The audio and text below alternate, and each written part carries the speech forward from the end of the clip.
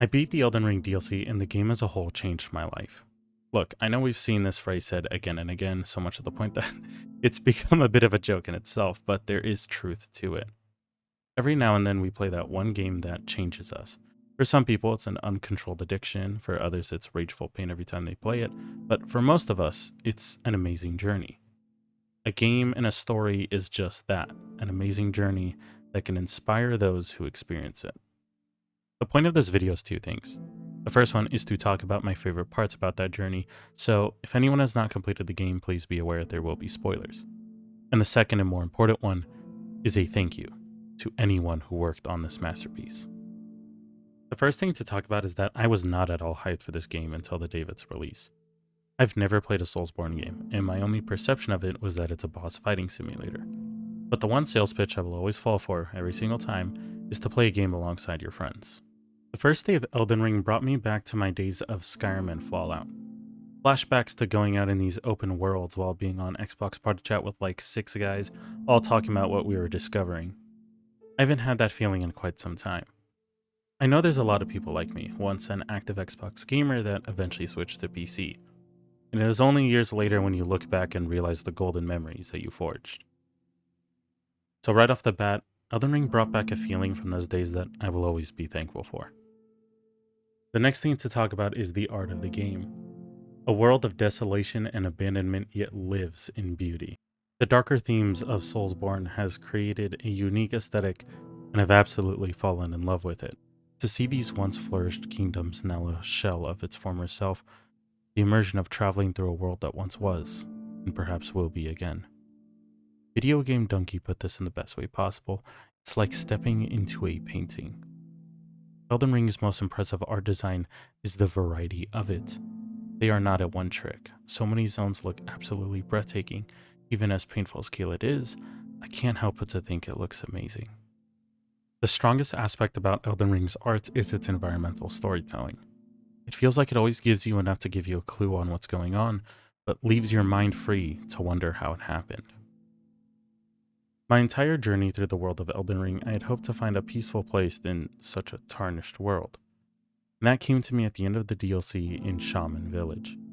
Immediately, this place felt pretty alien to me. I was on guard for something to ambush me, but there was no one.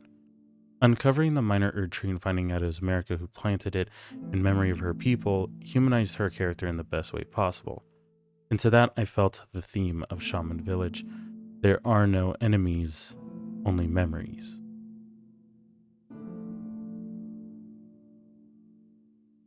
The next thing I want to talk about is the lore of Elden Ring. Now, at first I resented the method of storytelling in Elden Ring. Having to read the description of an item to get the lore seemed like a poor method of execution.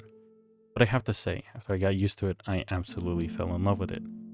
I can only explain it in the sense that defeating a boss and getting an item wasn't just a combat upgrade, but additional knowledge of the world as well. I looked forward to what lore a boss will grant me, obtaining bits and pieces and trying to put it all together and understand the world as I explore it. We can't talk about the amazing things Elden Ring has done without bringing up its soundtrack.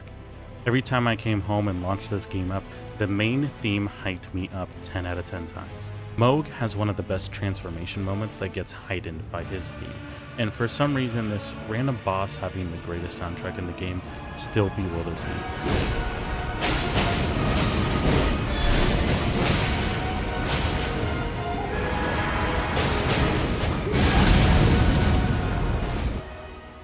To say Elden Ring hooked me might be the biggest understatement in this video. I was enthralled by this game.